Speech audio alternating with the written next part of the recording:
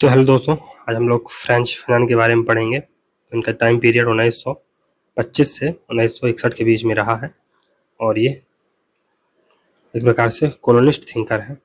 तो महत्वपूर्ण है कि अभी तक हम लोगों ने जितने भी थिंकर पढ़े हैं वो जो वेस्टर्न वैल्यूज हैं उनको काइंड ऑफ वो प्रोपोगेट कर रहे थे और उससे जुड़े हुए व्यक्ति थे। लेकिन ये पहली बार ऐसे थिंकर हैं जो थर्ड वर्ल्ड का पर्सपेक्टिव रखते हैं। थर्ड वर्ल्ड वर्तमान में थर्ड वर्ल्ड कौन है? तो अफ्रीकन जो कंट्रीज़ हैं, लैटिन अमेरिकन कंट्रीज़ हैं, भारत जैसे देश, ये सब थर्ड वर्ल्ड में आते हैं। हालांकि जो पॉलिटिकल साइंस की भाषा है उसमें तो इसका प्रयोग होता है थर्ड वर्ल्ड का, लेकिन जो अब नॉर्मल भाषा है वहाँ पर अब ये थर्ड वर्ल्ड शब्द का उपयोग नहीं होता है। क्योंकि डेरोगेटरी शब्द, अपमानजनक शब्द माना जाता है, तो इसका उपयोग बंद हो गया। हालांकि पॉलिटिकल साइंस की लैंग्वेज में इसका उपयोग अभी भी जारी है। फ्रेंच फैनन का जन्म कैरेबियन खाड़ी के द्वीप मार्टिनिक में हुआ। यह द्वीप फ्रेंच कॉलोनी था। फैनन मनोरोग विशेषज्ञ होने के साथ साथ श्वेत क्रांति के कवि, क्रांतिकारी दार्शनिक, मानवतावादी, मार्क्सवादी और आलोचनात्मक सिद्धांत के समर्थक रहे हैं। फैनन ने उत्तरी अफ्रीकन देश अल्जीरिया, जो कि फ्रांस का एक उपनिवेश था, की स्वतंत्रता के लिए कार्य किया। 1960 के दशक में चले अल्जीरियाई मुक्ति आंदोलन में फैनन ने सशस्त्र कार्यवाही और हिंसक विरोध का समर्थन किया। फ्रेंच फैनन ने उपनिवेशवादी उत्पीड़न, सांस्कृतिक साम्राज्यवाद, जातीय पूर्वाग्रह के मनोवैज्ञानिक प्रभावों का व्यवहारिक विश्लेषण किया। तो सांस्कृतिक साम्राज्यवाद क्या है कि जब हमारे विचारों पर, हमारी संस्कृति पर, हमारे सोचने समझने के तरीकों पर जब कब्जा कर लिया जाता है तो उसे सांस्कृतिक साम्राज्यवाद कहते हैं। फॉर एग्जाम्पल, जो ब्रिटिशर्स भारत में आए तो वो अंग्रेजी लेकर आए, है ना, वो अपनी रहन सहन की पद्धतियाँ लेकर सामने आए। तो आज भी कहा जाता है कि भारत तो आज़ाद हो गया है, लेकिन अभी भी है ना, गोरी चमड़ी वाले गोरे तो चले गए हैं, लेकिन अब काली चमड़ी वाले गोरे आ गए हैं, जो कि इनका रहन सहन, जिनका है ना संस्कृति ऐसी हो गई है कि वो अपने आप को जो देहाती व्यक्ति है उससे ज़्यादा श्रेष्ठ मानते हैं, है ना। जो व्यक्ति अंग्रेजी का उपयोग करता है उसे, चाहे वो बहुत ज़्यादा जानता ना हो, फिर भी उसे ज्ञानवान माना जाता है। यही हमारी पहचान है भारत की, है ना। तो ये बात है। कृतियाँ कौन कौन सी हैं इनकी? तो एक महत्वपूर्ण कृति है, इसको जरूर याद रखिएगा, black skin and white mask, ये 1952 में बुक आती है। Black skin and white mask. A dying colonialism, ये 1959 में बुक आती है, उपनिवेशवाद का पतन। और द रिचेट ऑफ द अर्थ, ये 1961 में बुक आती है, धरती के अभागे लोग। एलिनेशन एंड फ्रीडम 1961 में बुक आती है। द फैक्ट ऑफ ब्लैकनेस, ये बुक आती है। फिर टुवार्ड्स द अफ्रीकन रिवोल्यूशन, ये 1964 में बुक आती है। फ्रेंच फैनन के राजनीतिक विचार, तो सांस्कृतिक उपनिवेशवाद का इन्होंने विरोध किया है। कल्चरल कॉलोनियलिज्म का ये विरोध करते हैं कि अब जैसे भारत में क्या हो रहा है ना, वर्तमान में जो वर्तमान सरकार है वो जो हमारी गुलामी के जो सारे ना जो प्रतिबिंब हैं उनको हटाने का प्रयास किया जा रहा है। तो अभी मुगल गार्डन का नाम बदल दिया गया, है ना, और बहुत सारे जो राजपथ है उसका नाम बदला गया है ना, तो राजपथ का कर्तव्य पथ कर दिया गया। तो ऐसे जो गुलामी के निशान हैं उनको धीरे धीरे बदलने का प्रयास किया जा रहा है, जिससे कि हमारी जो सांस्कृतिक कॉलोनियलिज्म हुआ है हमारा, आज भी हम जो अंग्रेजों की संस्कृति है उसको श्रेष्ठ मानते हैं, है ना, पाश्चात्य संस्कृति को श्रेष्ठ मानते हैं, वो थोड़ा सा विचारधारा कम होनी चाहिए। हमें अपने जो मूल संस्कृति है ना, विविधता में एकता, उस पर भी विश्वास होना चाहिए। फैनन ने अपनी कृति black skin and white mask में उपनिवेशवाद तथा गुलामी के सांस्कृतिक व सामाजिक दुष्प्रभावों का विश्लेषण किया है। तो उनका कहना है कि ये जो अश्वेत व्यक्ति हैं, ये क्या कर रहे हैं कि ये जो श्वेत व्यक्ति हैं, व्हाइट मैन हैं, उनकी तरह बनने का प्रयास कर रहे हैं, व्हाइट मैन की तरह बनने का प्रयास कर रहे हैं। इससे हो क्या रहा है कि जो व्हाइट व्यक्ति है वो एक अश्वेत व्यक्ति को, चाहे वो कितना भी श्वेत की तरह व्यवहार करे, व्हाइट मैन की तरह व्यवहार करे, लेकिन उसे अभी अपने समुदाय में स्वीकृत नहीं करेंगे। और जो अश्वेत व्यक्ति है वो क्या करेगा, वो अब जो अन्य अश्वेत व्यक्ति हैं जो कम थोड़ा सा पढ़े लिखे हैं, देहाती किस्म के हैं, उनसे ही अपने आप को श्रेष्ठ समझने लगेगा।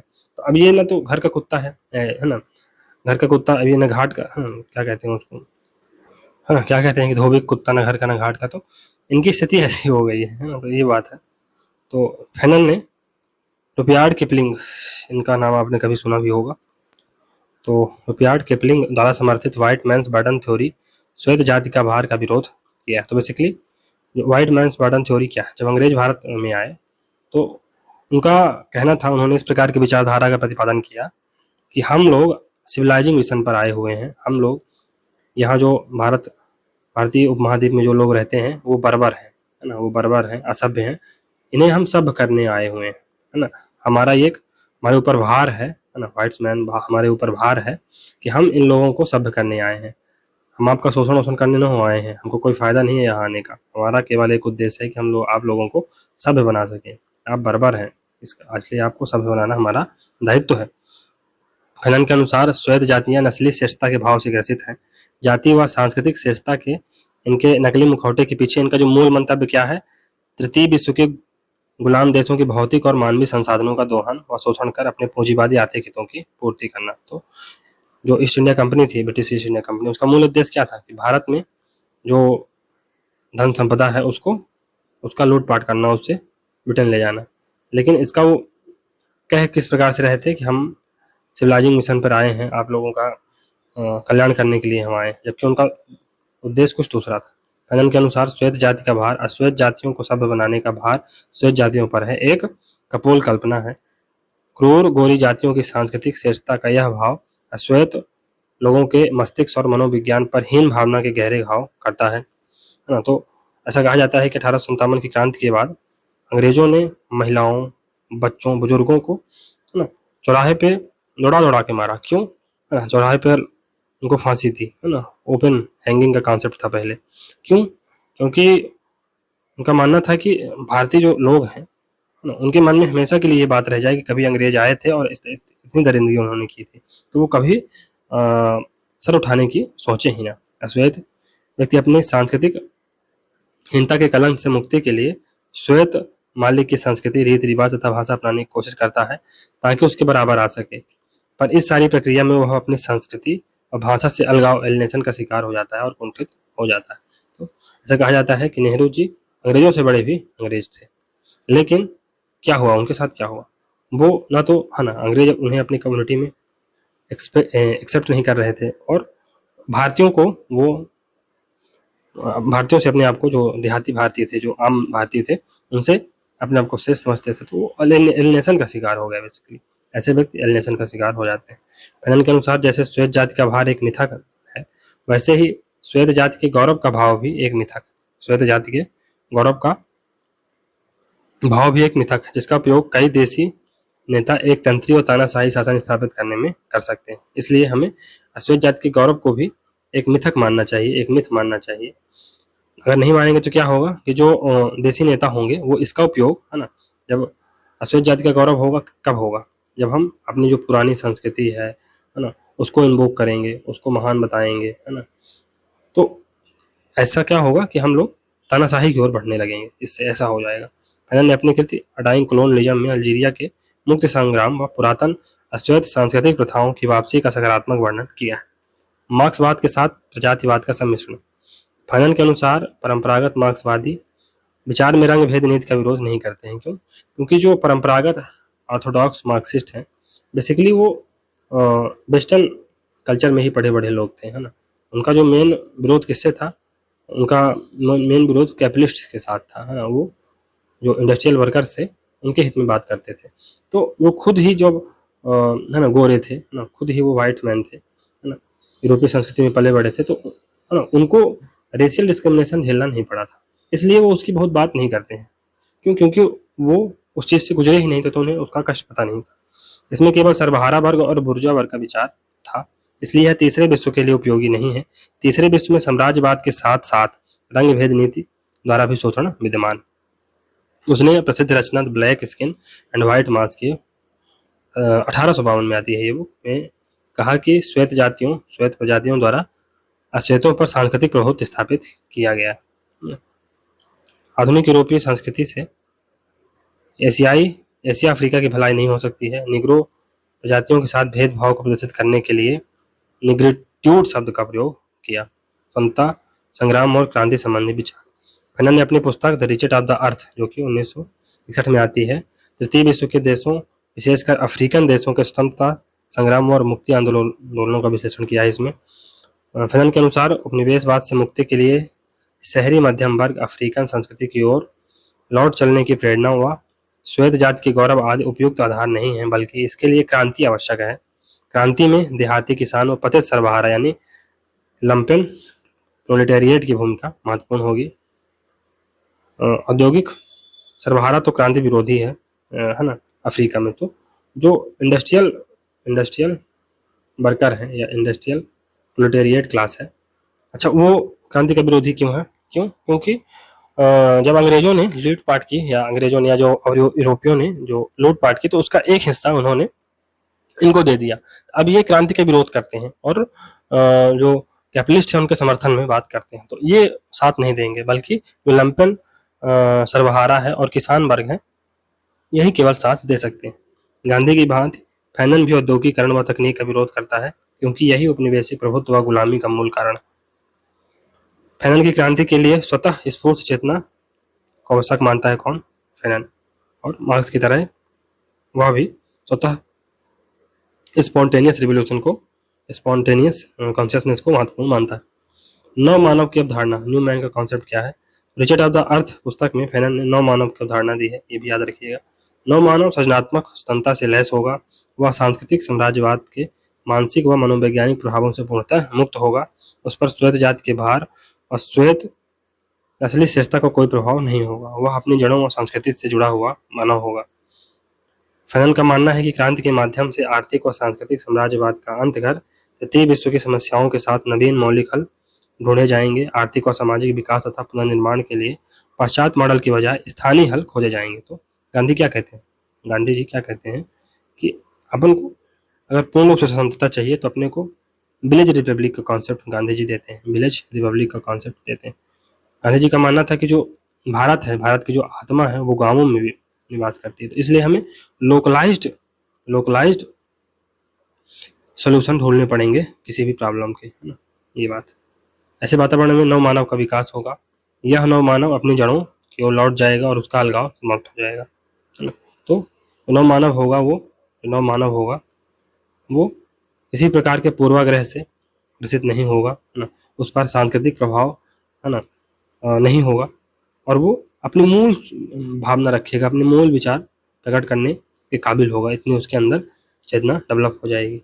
फिर समाजवाद का समर्थन, तो फ्रेंच फैनन पूंजीवाद को एक शोषण परक व रंग भेदमूलक शासन प्रणाली मानता है, वहीं समाजवादी व्यवस्था को समानता व मानवीय गरिमा पर आधारित मानता है। फैनन के अनुसार समाजवादी देश उपनिवेश और गुलाम देशों की जनता के मित्र हैं, ये देश सभी अवसरों पर उपनिवेश देशों की सहायता करते हैं।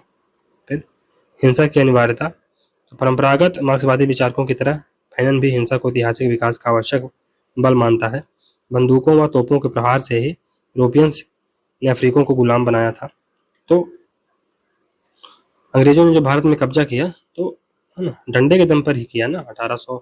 1757 हो गया, 1764 हो गया, तो लोगों हिंसा के माध्यम से ही उन्होंने भारत पर कब्जा किया, डर बिठाया अपना, ऐसा कहा जाता था।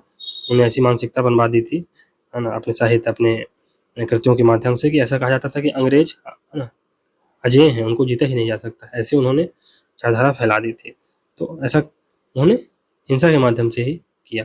तो अब अगर अपन को उनके चंगुल से अपने आप को छुटवाना है ना, तो हमें भी उनके हाथ काटने पड़ेंगे।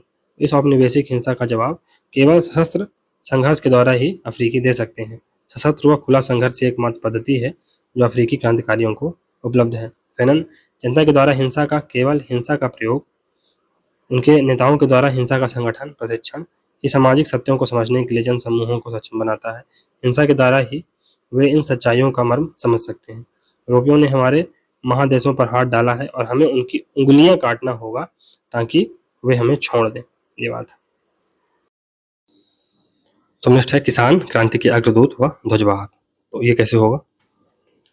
जहां परंपरागत मार्क्सवादी सर्वहारा औद्योगिक मजदूर वर्ग को क्रांति का अग्रदूत मानते हैं, तो जो ट्रेडिशनल मार्क्सिस्ट हैं वो क्रांति का अग्रदूत किसे मानते हैं, क्रांति का फ्रंट रनर किसे मानते हैं? जो इंडस्ट्रियल वर्कर्स होंगे उनको। वहीं फ्रेंच फैनन किसानों को क्रांति का नेतृत्व प्रदान करता है, तो फ्रेंच फैनन अब किसानों को ये नेतृत्व देता है।